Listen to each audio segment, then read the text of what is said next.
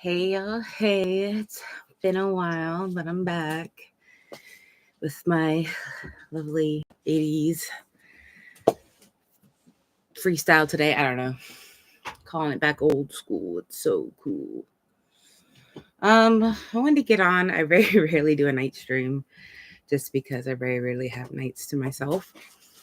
But everyone's going to be out for a little bit later, and an overwhelming feeling of loss came to me, and guilt and or shame of not being a better sibling growing up. While I've been gone these past couple weeks, weird segue, getting our house painted, HOA stuff, arguing with neighbors, still have these kittens who are saying, oh wow, The Office, you finally discovered The Office, I guess, and reading BPD for dummies and narcs for dummies. So narcissism. Yeah, been doing a lot of work. So in December, I've also had no therapy for 3 weeks because vacations. So it's kind of building up right now. I do have therapy tomorrow, but maybe if I get some of this out, I won't feel so overwhelmed to talk so fast or so much, or have an idea of what I want to speak about or what's still weighing heavy on me. And in December will mark 1 year of not speaking with my sibling. And one of my siblings, the other one is, they're just too lazy to try. So it's really not by their choice because they just, I don't know. Whatever the case is, not here for it. And then in January, it'll be 4 years since I cut off communication with my mother. And lo and behold, I haven't heard anything, even though I send gifts. At least for my nephew and my niece will be coming up. And then Christmas will be coming up, so I'll still send them stuff. So it led me to think about, I'm watching a housewives show and kids are graduating and their siblings are being so kind. And, people are saying all these really wonderful things. And I was like, fuck, man, I wish that I hadn't have had a fear instilled in me so deeply that I didn't want the wrath of my mother, that I would have actually tried to protect my sibling more, I guess, or maybe not fall for it. So I see this, I know it's all, you're just a kid. How are you supposed to know? You're 5, you're 6, you're 7, you're 12. You don't know. But it's sad that, we can't have the relationship. And I'm not saying it will never happen. That it's going to take therapy on all sides for it to happen, of course. Which I think is quite possibly understandable for the amount of trauma that we've been through. I don't know if it's just we've had a really windy day today and everything looks grainy. Or it's just the fact that it's at night and I don't have good lighting because lights annoy me right now. Overstimulated. I'm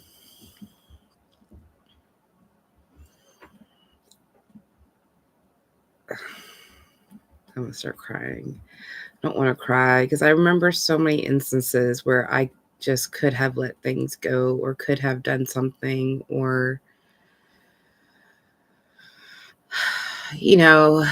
knowing that I had neurodivergency issues and that I couldn't socially connect on certain levels the way I should. Then also us being manipulated between the two of us by my mother. It was difficult growing up in that household. We were definitely, it wasn't tell by the footsteps that she's angry unless she's been home for 8 hours and you don't think anything has happened and all of a sudden you hear it. But usually it was whenever she was home, be on guard, because you never know when something would happen.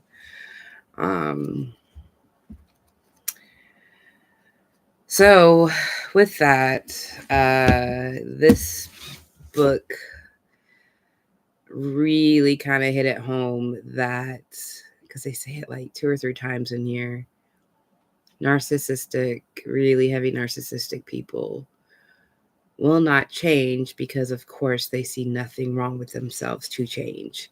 No matter how much pain there's been, how much guilt, how much shame, how much of whatever, it will never be their fault as to why A, B, C, D, whatever happened, or how they responded to that, because they don't think they did anything wrong. So, like, yeah, like, it takes a major event to happen, and obviously not speaking to me wasn't a strong enough event to, like, have you back in my life, or you attempt anything, because what you're going to say is, oh, well, you blocked me and everything, so obviously you didn't want me to try. I just assume you would reach out to me. And that's just the same tactic.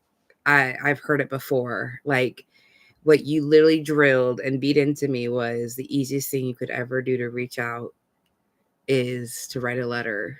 And I can't block you from my fucking address. So, like, and Alicia has it because Nathan has it.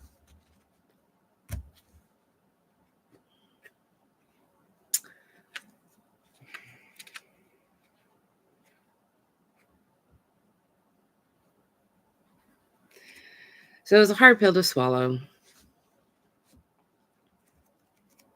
Very hard pill to swallow. A lot of things like made sense. I know I want to believe the trauma that my mother has spouted out over the years. But I also know that she's a manipulator. Like the reason. Oh, I was like, where is all my highlighting? It's blue. And so I can't see it in the light. I was like, I know I highlighted the fuck out of this book. But yeah.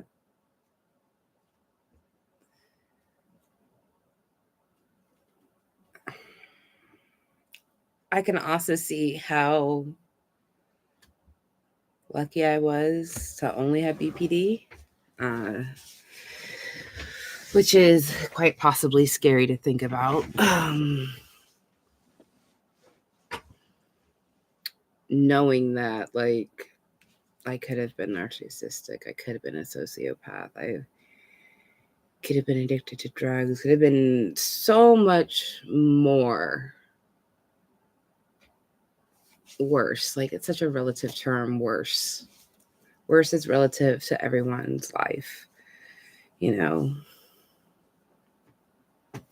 when you watch all 20-something seasons of Intervention, you see how easy it could have been to slip back into another life. And for some reason, and maybe now being autistic is it, I am so self-aware of myself, my need, my tendencies, my feelings, the urges, that I totally cut myself off from the beginning, and remove myself for the most part. You have slip ups. Everybody does.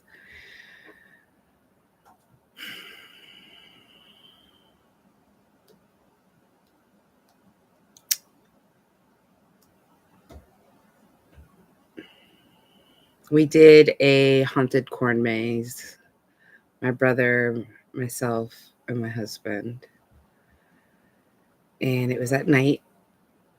And it's in a very tall corn maze, so it's definitely over your head. And I like giving in to the whimsy of the work that people do and the fun and like the allure of the fantasy, which is why also I think I like going to theme parks because it's just another world, right? So you can let your walls down and have fun a little bit because it is for the most part a safe space. Um, and so we do it and we go through. And for me, I can't really tell if anything's like really corny or not because I get so excited and I do like this weird scream laugh and usually a jump, like a jump skip type of deal. Which like it's usually, hey guys, be easy, girls. Where are you? Psst, psst, psst, psst.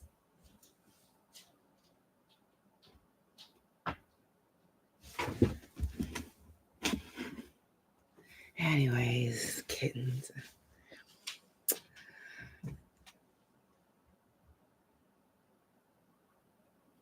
So I was having a ball. It was jump scares, and that usually what gets me pretty good until we get to the chainsaws, because chainsaws just are always so triggering.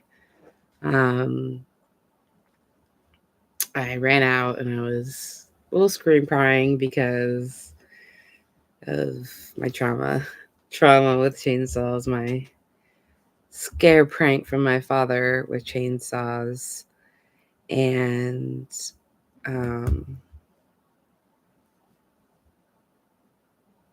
I asked them like, "Hey, did you guys enjoy it?" Once we could calm down a second, they're like, "We only enjoyed it because because of your reactions," which is a hard positive thing to hear because my first thought was, well, if we were doing this with my mother because she was visiting, it would have been, "You're overreacting. Stop it. You're really not that scared. You're being dramatic."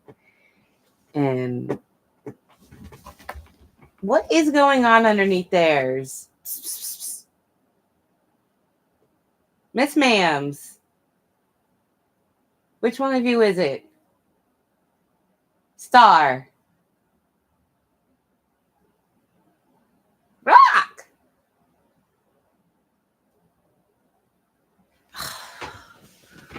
Underneath the couch where boys' balls are and their bonesies, and so you just hear like their nails on the underside of my couch. It's fun. But yeah, so like after waiting in line for an hour, going through this maze, having fun, I get a compliment, and the first thing that pops up is my mother's shadow saying something negative, like, it brought my husband to the point of saying, not in any mean sort of way or cynical ways, like, I wish there was a way that you could just get over it. Like, I wish there was a switch in you so that way you could just hear the positive and not have to automatically hear that negative or think that negative and just be able to accept the love that's coming your way, like all that ooey gooey shit. um yeah, I would like it too. One of my therapists asked if this is like hard to let it go because I don't know who I am like without the trauma. Which if my mother was ever listening right now, she would immediately jump on that excuse and be like, "Yeah, why can't you just let it go? Even your therapists are telling you to let it go." Even though she told me years ago that the therapists were too much in my head and telling me what to do for the decisions I was making. It's you, Miss Rock. What do you think you're doing? Miss Ma'am, what are you doing? They actually do have a new home. They're getting spayed soon, and when the new potential owners come back from vacation, I will do a very tearful crybaby nasty. Hey, we do not do that on furniture. You have 4 scratching towers. No. Psst, psst, psst, psst, psst.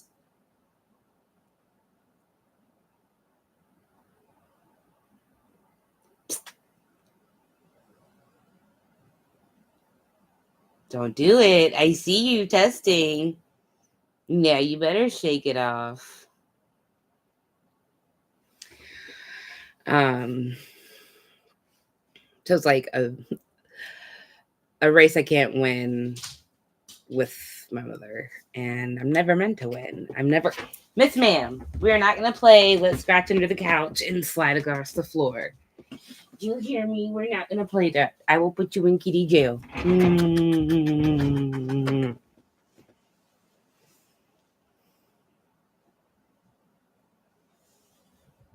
Okay, you can play down. Just don't hit the power button. That would be. If I disappear, y'all know why. I may not come back because it's gonna be an effort. It's already an effort sometimes to get on here and spill your guts. So after reading The Narcissism for Dummies and kind of getting a much clearer understanding that, like, I pretty much had no hope of developing anything but a personality disorder because of the markers that my mother hit when raising me and my sister, which I hope that she would understand that. So as much as, like, did you really just fart? Ugh, Tinky girl. No more chicken for you. Just put a can of chicken cat food down. And she goes right to eating. As much as, like, I want to understand BPD, like, it's so much information, so many ways that it can develop, and everybody has a different variation of it. Oh my God.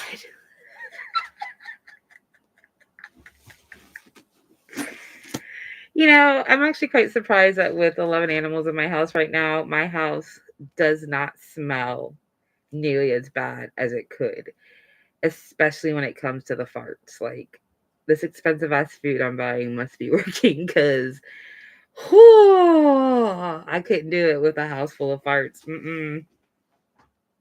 I have a sensitive nose. Okay. Me test sniffing.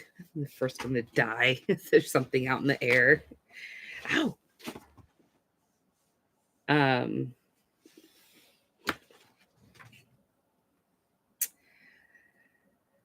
I guess to put that, like, BPD is a spectrum, like, an understatement, because I think everything is a spectrum in life. It's just the healthiest way for me to look at it because it keeps me way away from that black or white or black and white thinking, knowing that it's a spectrum, knowing that there's an array, knowing that there's different variations of what that spectrum could look like, you know? Excuse me. I've been really bloody today. I threw up last night and this morning, or I guess technically this morning and this morning. It's been super bloody. Why is it every time I get on here, you find the chicken? You never play with it until I get on the computer. Are you, like, fucking with me, dude? Not you. I mean, not dude. Ziggy. Yes, you. Miss Ma'am! Psst. Do not make me get the water bottle. I'm gonna spray your little tootsie. Hey, no, don't paw at me. Come back here. I'm gonna get a dog after you. Bowie, what's under there? Geeter. Geeter, Ziggy. Who is that? Geeter. Where is she? All right. Now they're busy. Cat will be busy. Geeter, where is she? Ziggy, where's the baby? Where's that baby? Bowie, where's the baby? Oh, where's the baby? No, it's my baby. My Pluto. Where's baby? Find her. Ziggy, off my desk. No, sir, we do not do that. Gum? Oh, it's a tag. Oh. So where the hell they get gum from? Keep it locked up. So while there was a bunch of stuff like I know technique wise, or I bet, man, a bunch of things that I know for healing options. Don't mind me. Totally chill. Nope. Yeah, it's a book.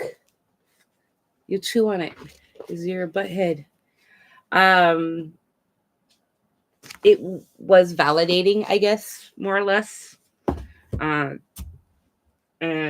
to see like how much, because I did test myself. I did like do an honest assessment of myself and realize that I still meet the markers for BPD, which I don't say like I really thought I was getting better. Like I know I'm getting better. It is just a really long journey to get better. And it's exhausting, especially when you also get physical health issues that coincide with trying to heal from your generational and physical trauma, emotional trauma, whatever you want to call it. Trauma, or trauma. Shout out Traumaville. It's exhausting. And like, I kind of needed, I think, the 3-week break, because having the house painted, this is how I know my BPD is better to a point, because I did do something petty by putting things up on my eyesore. But let me tell you, we painted our house. We did what the HOA wanted us to do. We're on the board for the HOA, mind you. Well, not me, not we. He's on the board. I just help out from time to time. After this, there is no more time to help out. So we're an anomaly because we are in our late 30s, early 40s with no kids. And kind of very youthful. Miss Ma'am, stop it. You do not do that on the couch. That is unacceptable behavior. Stop it. Okay. And while the neighbors approved, we had to get 3 approvals. One of them didn't want to sign because they're so paranoid. They don't sign anything. They don't want their, hey, why are you not scared of anything? These cats are so fearless. Sorry, Batman. I have to get the water. No, I'm getting the water bottle. Dusty, what are you doing on my counter back here? Now you want to run away and go play? Dusty, get off. Look what you taught her. Dusty, get down. You, get down. Go chase after Dusty. Get down. Go away. And now Batman's in my chair. It's cool. I can sit back here, I guess. My mini pillowed couch. I know, you're just going to jump over here. There's plastic from your toy over here. So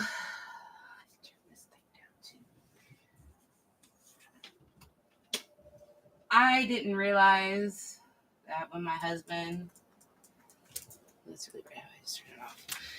That when my husband was going over there, that he would of course get a signature, because we never have a problem with this person. He's always, he did say he's going to vote Trump, which I then set up boundaries. Please get out of my face. Back up, Bowie.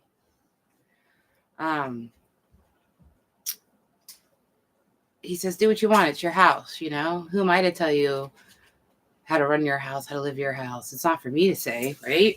So I thought, cool, no problem. We're going to get the 3 signatures, even though the board members, the other 2 board members, are telling us how much they don't like the colors we choose. We don't know what we're talking about. And their professional and personal opinions. It's going to bring the value of the housing down around here. Just yada yada. Even though I've already checked with my realtor, I already Googled like what the worst colors to paint were, blah blah blah blah blah. Like, You're not going to talk down to me. Like, you, as a board member, you wouldn't speak to somebody else this way. So you don't get to choose this way to speak to me when we're performing things as a neighbor to the board.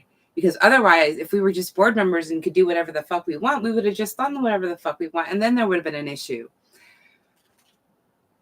So there's a very big lack of boundaries. And this person that wouldn't sign said he wouldn't sign because the board never did anything, which every time he complained to Ryan made an effort to do something for him and to help to get it to stop. But as he was saying certain things, we noticed that he was bringing up things from years ago that he had been bringing up the past 4 years we lived here. Mind you, we've lived here 4 years, and my husband's been on the board for 2 years already, if not a little over 2 years, because he did it once he had the time, which is when he retired from the military.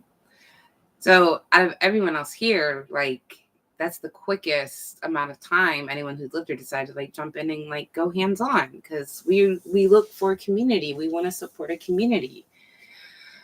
And he just had so many things to say. He didn't like the fact that on a strip of land I was letting some dandelions grow for the bees right before they cold snaps were hitting, which it took a while for the cold snaps to finally hit. They're here now. And I would like pull them when they turned into the stuff that, you know, the weeds to spread, which they need to spread anyways. It's our culture. It's our nature. And he was like, well, we shouldn't have to weed and feed our yards that we already weed and feed. And I was like, well, if you already weed and feed, what's the difference that it's going to make? Like, if you're doing your weeding and feeding that you want to do, that you choose to do, why are you mad at me for doing something that's just in nature existing? Like, we don't have super strict rules, but like, I don't know. And then, because no one enforces anything, so a lot of neighbors just do whatever the fuck they want. I don't blame them. And then I didn't like the fact that we had our black mulch sitting behind my car in front of the garage, because I can't do a whole hell of a lot of manual labor. I can probably get a couple of hours in, and then like my body really hates me for the next couple of days, which it's been doing because I've had to do a lot more manual labor because my husband has been on training and working longer hours. So like the free time doesn't always match up for us to work on the home projects. And he didn't like that. Never told us, but kept it to himself to throw at us at a later date, I guess. We put a shed up in our backyard, which if you do anything in your backyard, as long as it's not the fence, you don't have to get any approval on. So we put a shed up, and at the time we painted it and matched the color of the house. Now it doesn't, because we hired the painter who painted it to paint our house. So now it doesn't match, and I was going to match it, but now he already feels it's an eyesore because he doesn't get the view that he wants to look at anymore, that he's gotten to, I guess. He has to crane his neck a little higher, which I don't know what he was wanting to look at. We literally have no trees in our backyard anymore because all the ones along the fence were dying, and the birch tree was getting too tall and too weak. And this last windstorm we just had, our fucking canopy just ripped to shreds and flipped over. So that birch tree would have landed on our roof. I'm so glad we took it down. And the other neighbors, he's wanting to rip out his that are dying. And I don't know. So he's mad that we have a shed of our own in our backyard up. When other people have sheds in the back, like we're allowed to have sheds in the backyard. I don't get it. So, Petty Patty over here definitely put up some flags about being kind and supporting one another, and maybe something about Trump voters being dumb. Stuff where I don't have to see it, but he's going to see it if he has to look over the fence. Maybe he turns his chair now. And then maybe he doesn't have to see his eyesore anymore, and there was nothing to complain about. But in all of this, mind you, he's yelling from his porch as I'm walking away, because every time I walk away, I seem to trigger this person. because he always starts attacking me. Not the fact that both my husband and I are there, but just me. And like, I'm usually trying to like bring a lot of brevity. Brevity? Is that the right word? Levity. Levity, not brevity. I think brevity's heavy. I try to bring out more levity to the situation, make it more light. So it doesn't feel so heavy. It doesn't feel like such a man testosterone conversation. And apparently that's not looked upon.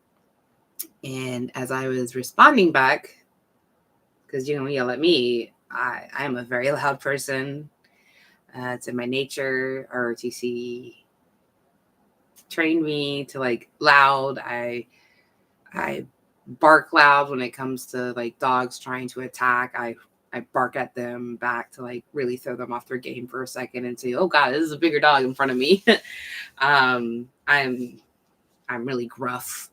I do sharp sounds for the boys when they tend to get a little too wild, or I feel like it's probably more me. I'm more insecure of myself and knowing that they're going to be doing the right thing because they don't always, they're animals. And so I act really loud. It echoes like, usually when I do something like that, everyone stops and turns. I don't care. I don't care anymore. Like, you see me training my dog.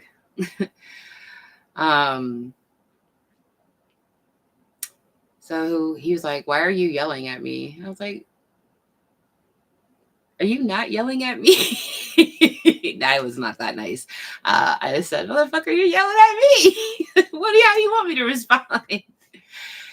And then he said something about me having 9 different personalities because he knows that I have BPD because I'm very, hey, I really have to get this water bottle because I'm very honest in vocaling my mental health, and that, also it's difficult to have any type of relationship with me because I am very vocal about what's going on. Please don't make me squirt you. I know you hear that sound. I don't like squirting you guys. Let's see.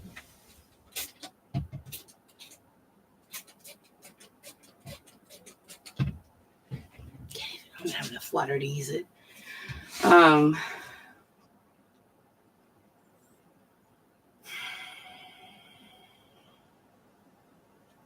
Needless to say, felt very attacked. And then the other neighbor's kids, because they obviously didn't like the color after it was put on the house, started talking shit in their home. And guess what the 5-year-old does? Repeats it. Repeats what they say in their house to me, to my face. And I was like, cool. Awesome. Thanks. Appreciate the honesty. Like, and brought it up with the neighbor right away because, they're very church-oriented people. They have this little church down the road. So, don't judge. At least you be judged, right? Is that how you teach your kids the Bible? So I have them just do it behind closed doors so I don't have to hear it from your children if you're not going to say it to me. I don't need to hear it from your kids, Kids are innocent. Kids are so innocent. They don't know any better.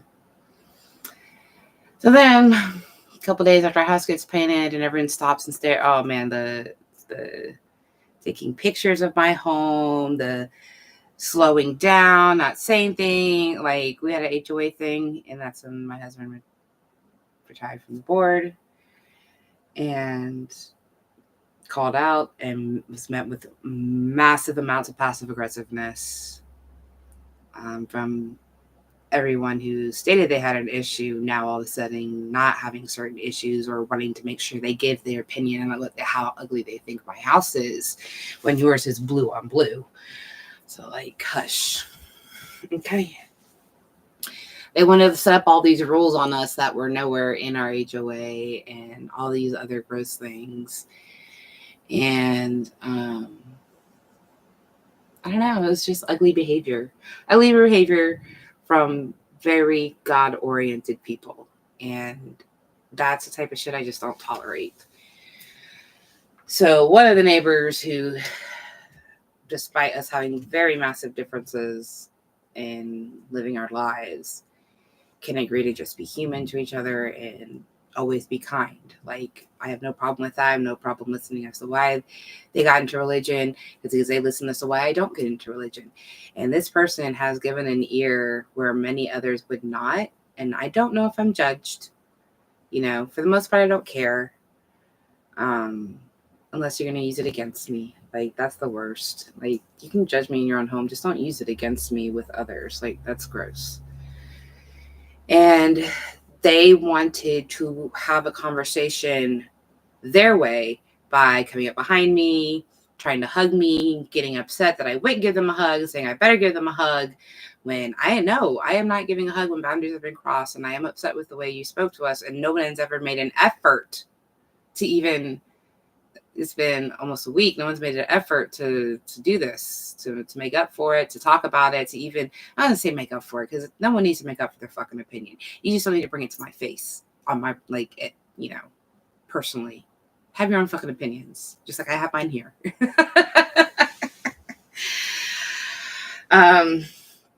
And I very much don't even like to touch people or have many people touching me. It's been a lot harder as I've gotten older, and especially as I unmasked. That I don't know. I don't want to say it almost sickens me, but like, I definitely feel sick to my stomach in a way that maybe is reminiscent to sexual trauma. So it's very hard for me, knowing that I'm not going to get harmed, and knowing that there's not trauma behind it. I think I need to see a sex-focused therapist to understand these feelings, but it's here nor there. It's neither here nor there right now, because this is a path of healing, and you're always going to have to heal and evolve and grow. And so it's on my list, my short list maybe, of things to accomplish before the year ends. It's funny, I made a list of things that like I want to do before the year ends, and it's all house stuff. Not a single thing is like working on me or finishing a painting. That's why I'm still in therapy. Oh, my back hurts. Oh, I got a massage today, but I missed my chiro.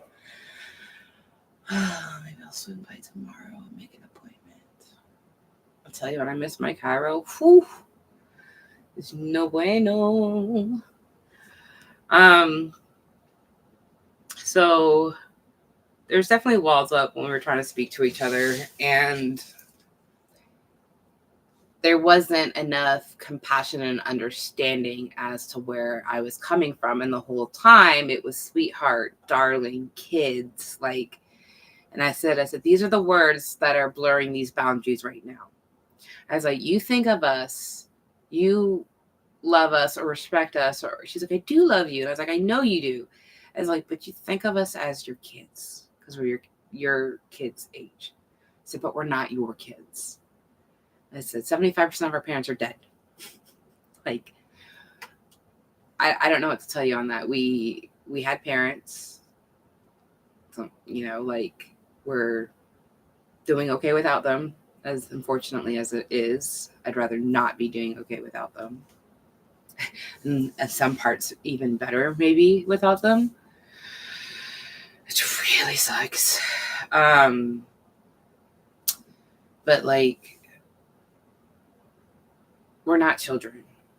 Just because we don't have children to prove our worth in the world doesn't mean that like we never grew the fuck up. Like, yeah, stop looking at my toys. They're unpackaged, okay? A lot of them are unpackaged, except my pops, because it's just easier to sort them this way. They're playing with a ball under the couch. So she started speaking absolutes, and I've learned to not honor conversations in absolutes, because You know, there is no absolute except harm, I think. And even harm isn't 100% absolute, because sometimes it usually comes from generational trauma. Any type of harm, even murder, unfortunately, that person who murdered had some sort of trauma in their life that impressed upon them.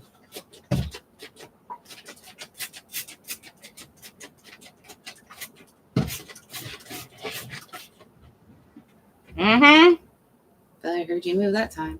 Batman, why are you sitting in my seat? The heated blanket is on over there. I need to sit back. It's not a good angle if I sit back from back here. So, while I could have maybe handled the situation with a little bit more grace, knowing what kind of buildups I've had in the past, I think I did better. Which I always have to question, so I always have to ask my husband, because I don't trust my own observations, even though they are correct. I feel like I'm always worried that I'm looking through a lens, which is the gaslighting that I received from my narcissistic abuser. I hope you guys can hear me from back here. I'm mumbling a little bit, and I apologize. The heavier, like, the trauma comes, like, the lower I get, and I should be more loud and more outstanding with it.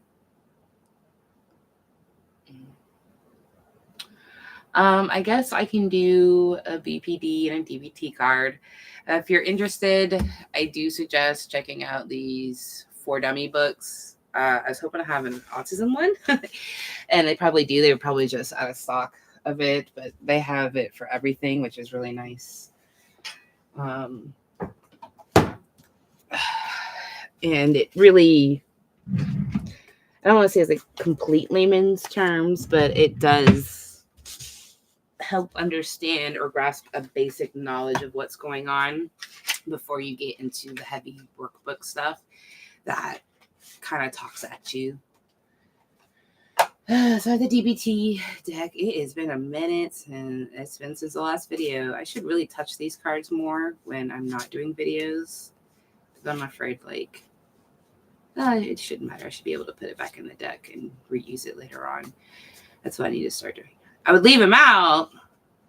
Somebody has taken akin to chewing up my books or my notes or my whatever is paper related when I leave the house.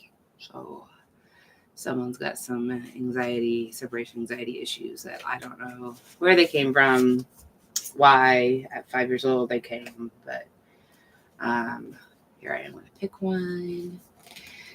All this stuff always to deal with. The FAST acronym.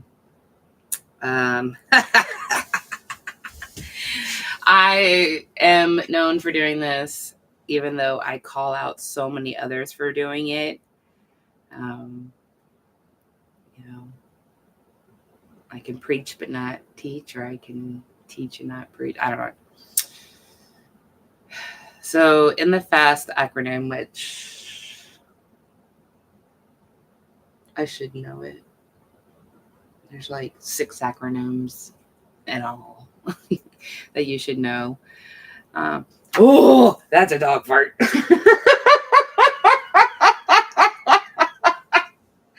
Just when I give you guys praise, I feel like I ate that guy.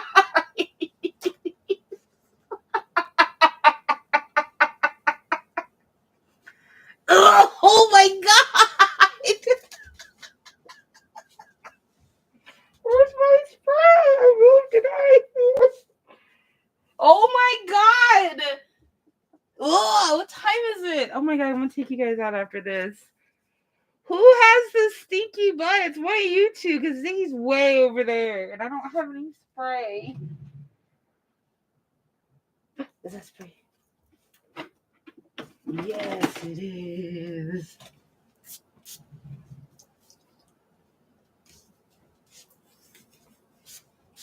body spray by Body Fantasies. Because why not wear what you used to wear in middle school? Oh my God. It's comforting. Sorry, you don't want to see that. No, it's probably you, Stinky. Back up, Bowie. Back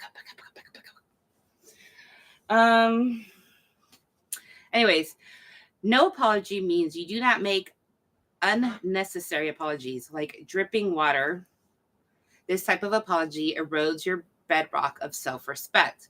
You need not to apologize for having an opinion, for needing assistance, or for situations for which you are not responsible. Notice the circumstances in which you apologize and begin to resist overly apologetic behaviors. So even when you are sorry, not to be overly sorry. So I do both. I apologize for having normal human functions and needs. And then when I do something wrong, I'm like flogging myself. I'm overly apologetic. I am the worst human being in the world. And then like I want to love bomb, which is, you know, gross behavior. But I think that was something that was also taught to me. So that's something I'm also learning is that I don't make the calls. Somebody else does when you're in that situation. So I have gotten better to an extent on overly apologetic behavior when it's just human nature needs. Except I totally didn't do it today so my massage therapist, if you're watching this, I did not adhere to the no apologies rule because I apologized for yapping or yakking the fuck all over you with my words today. Because this yakety yak was talking and wouldn't shut the fuck up. So, but of course, being the sweet soul that they are, they just said, no worries, I love our conversations. I'm like, I'm not hated. I'm not a horrible person. I'm not a demon. You know. But it helps because they feel the exact same way I do. So it's like kindred spirits. So I got Extinguish the Flame because this is the BPD deck and this is Impulse Management, which goes for drinking, drugs, shopping, food, sex, gambling, at-risk behaviors like taking really risky situations like unprotected sex or jumping off of a cliff into water or trying to and eating shit because you shouldn't have been up there in the first place. So we're going to put out the flame of rage by splashing cold water on your face, rubbing an ice cube on your forehead, or grabbing a frozen washcloth from your freezer that you've prepped for this very occasion and putting it on your arm or face. This redirects your focus to the present so you can calmly choose what to do next. So remember, for most of us growing up, and you always see people freak the fuck out and either for extreme grief or extreme anger that they go and they run into the bathroom and they're splashing water all over themselves. And I was like, what the fuck are they doing? They're just making a mess. I hate being wet in my clothes. Like, gross. Yeah, apparently it's a scientific technique that works, and you learn that in DBT. There's a few different methods of doing things. I find it, I don't use the cold water unless it's actually accessible to me, because usually I'm triggered not in my home for the most part, but outside of the home. So I do lion's breath. So I make the really like face and I scream it out and I let it out. I'm always reminiscent of the Warriors of the Islands when they do it, and knowing that they're doing it for a specific reason, and now I'm doing it for a specific reason, and that's to redirect the energy in my body. And I find that it helps because I also get to like roar or yell or whatever you want to do. And that helps get stuff out. I look wacko sitting in my car doing it or in a place. Like I try not to do it where everyone can see me. Sometimes I'll like have to pull my shirt over my face, you know, because I don't want to scare anybody. But I do find that for me, it works better also because like I really don't Like, I don't like being wet unless I'm there for that purpose of that happening, especially in like everyday clothes. I hate, like, it overstimulates me so bad the way it clings to me. Like, I can't even stand wet hair on the back of my neck. It's really hard for me. Like, you want to torture me? Let clothes. Keep the wet hair in the back of my neck constantly, where like I don't know, go into an overstimulation coma. But then I guess you're not getting answers out of me that way. So, needless to say, with maybe I kind of did the Lions War when I got upset over being bombarded about the people's opinions of me and my choices, and not giving me the respect or decency to have a conversation before they form those opinions. It was really hard. I was shaking at one point. I'm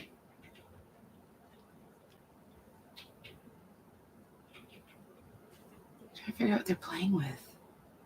It's by my windows.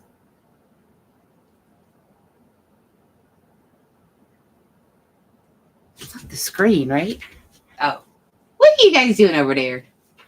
Dusty. Woo! Sore on my pendy spots from my massagy. Isaac, back up.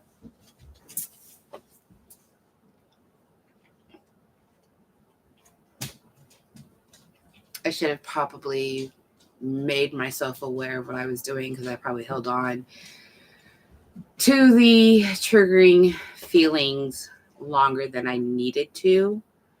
But it has also been, this is unfortunate with BPD. And at least in my case, I find that I don't have this big a range of emotions. I feel certain strong core emotions very, very strongly. And then most of the time I'm content. So when a big feeling comes along, sometimes it's good to feel the feeling, especially like sometimes even crying. I don't want to cry, but sometimes it's really good to feel that cry and to get that emotion out, because it's doing more harm than good when you try to suppress it. And I definitely believe that. Yo, you're in the back of the TV? Yo! What are you doing? Dusty! Boo-boo! Is there a fly over there? Is that why? Did a fly get in the house? It's cold. It wants to be in the house. You better not be touching that TV like that again. Boo-boo! Oh, it's you. Because you're black, I can't see you. My screensaver on it was a circle. He's so black. He's just such a void that I couldn't see him fucking with the TV, and I see it rocking. And he's in front of the TV this whole time. Such a void, boo. So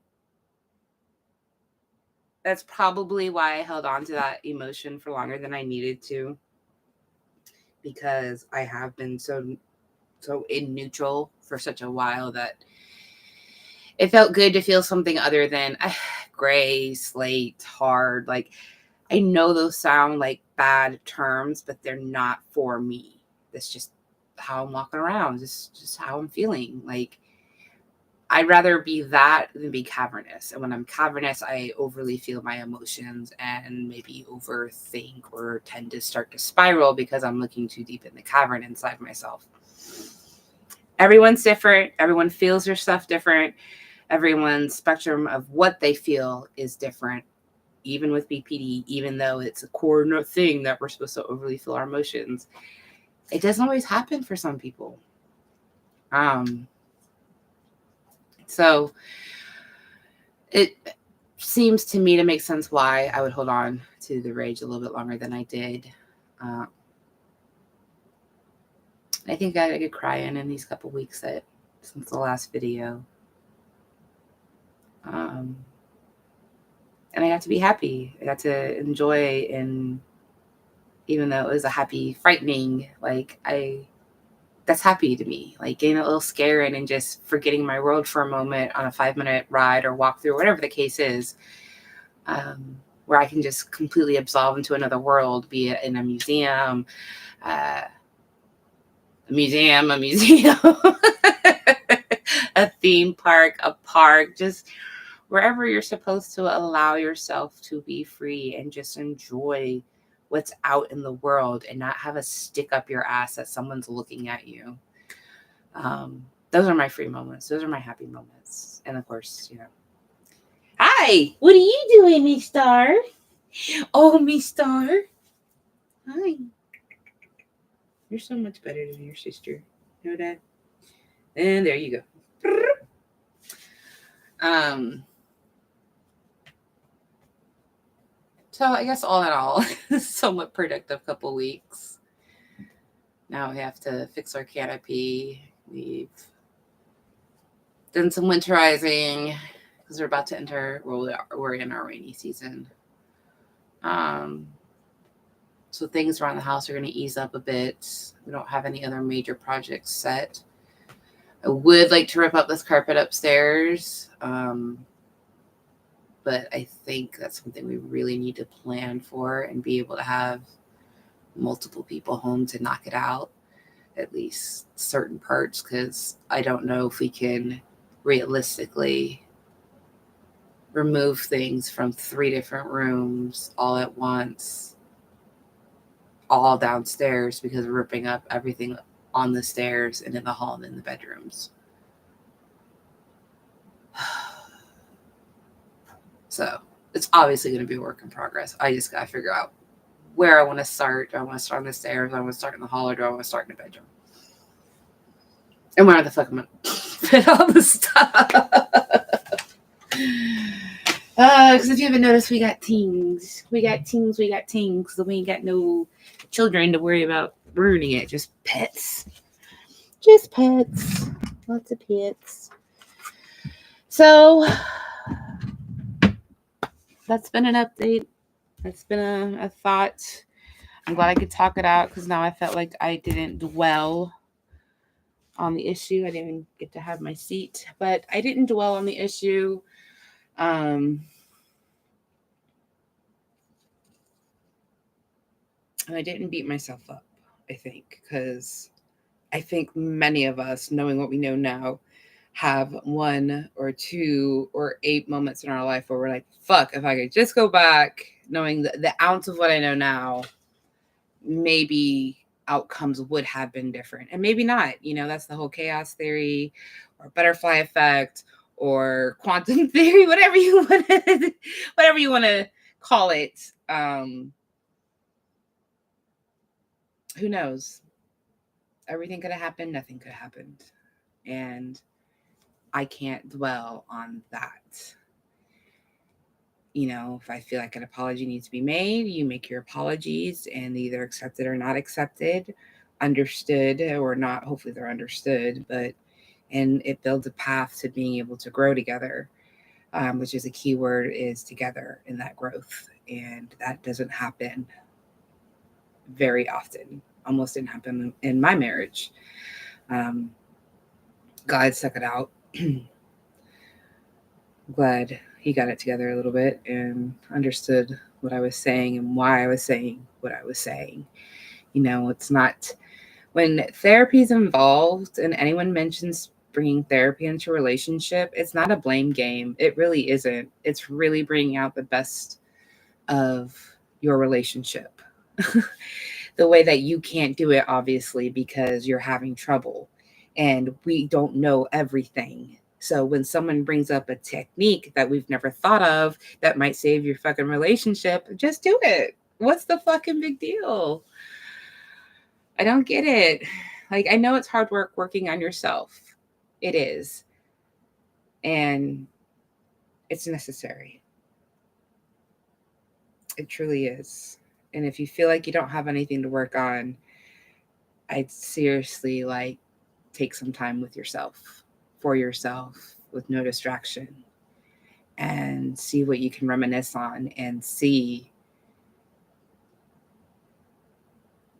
where something could have gone wrong, And even for those that necessarily don't have trauma, sometimes our brains are just wired differently.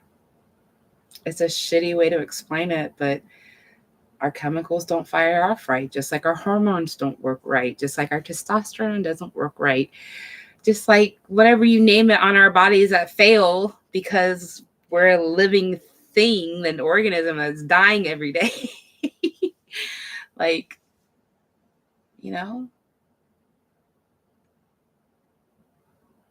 just accept that, like, you're not wrong and you're not fucked up. You're just built a little different, right? Isn't that what we say about physical appearance? Same on the inside. I know it's hard to, like, actually think that's something serious to consider. It just sounds like flippant words, but really sit down and consider how unique each individual person is and how their perspective on something that happens is very different from the next person. And it doesn't make you right or wrong or bigger or better or, shittier than the next person. You're just different.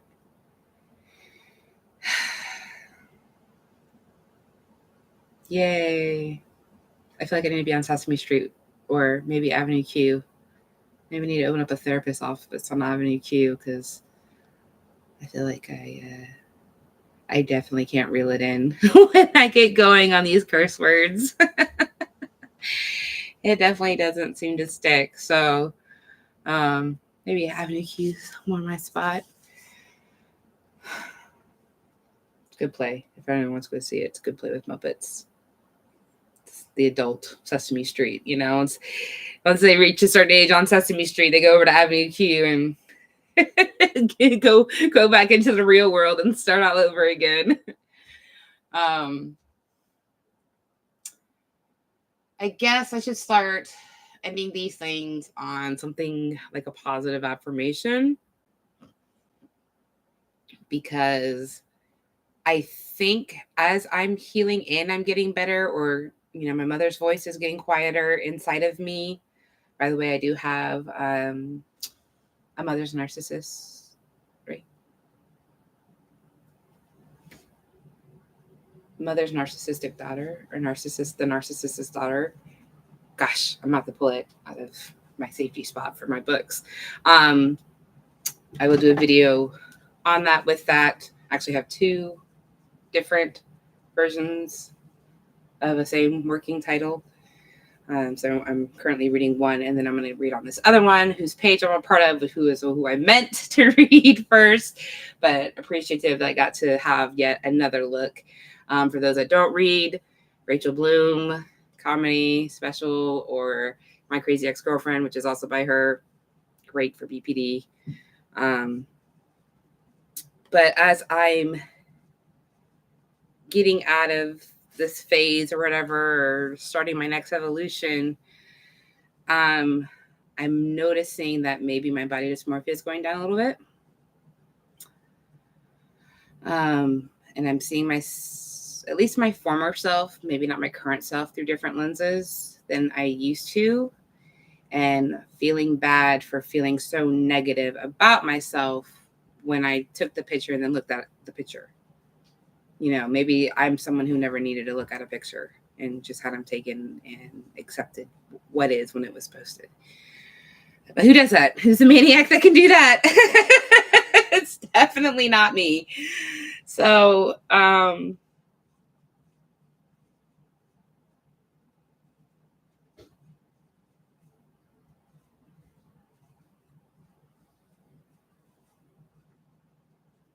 the heat is on,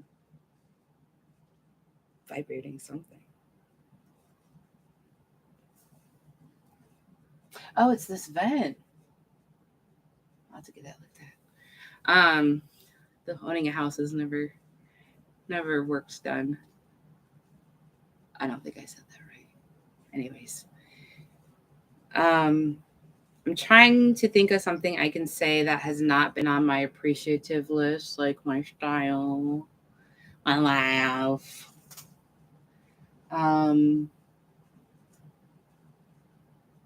Ugh.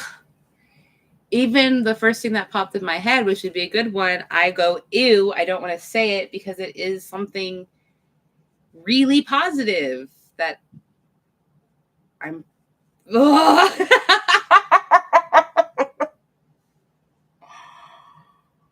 I am proud that I haven't given up. I can say that I haven't given up. That was a P word that I didn't really want to say. And I don't think I said it of myself, but I think intentions implied. I'll work to better sentence structure. I don't even want to look down. I feel icky and I'm starting to sweat already. I hate this. I just want to be normal. Okay. So there. Ended it somewhat positively. Sorry for the stank butt farts. I'm gonna go let these doggies out. Let them do their potty. Hopefully it's not raining. And I'm gonna go rest my back and not sit on the heating pad because that's what my chiropractor told me not to do. The cats are in my bathroom going crazy. Fun times around here. It's always a good time. That's an absolute. It's not always a good time. What am I kidding? We try to make it a good time. Thanks for joining in. Thanks for watching. Thanks for sharing. Thanks for doing whatever you do or not doing it. I appreciate that I just have this platform. Something else positive to get my shit out. So it's out and no longer dormant and residing within me. Because what did I say? It's better to get it out. So see ya. Thanks for tuning in to my channel, Roller Coaster Storms. I should really be more proper about this shit. But I don't know if I want to grow. I don't know. I just want to be able to get myself out. I'm going to live journal. I told you, this is my live journal. We're going back to 2002. Yeah. Maybe early 90s. I don't know. I wasn't into that stuff then. I was too young. Anyways, have a great night. Thank you, everyone who always sticks with me for sticking with me.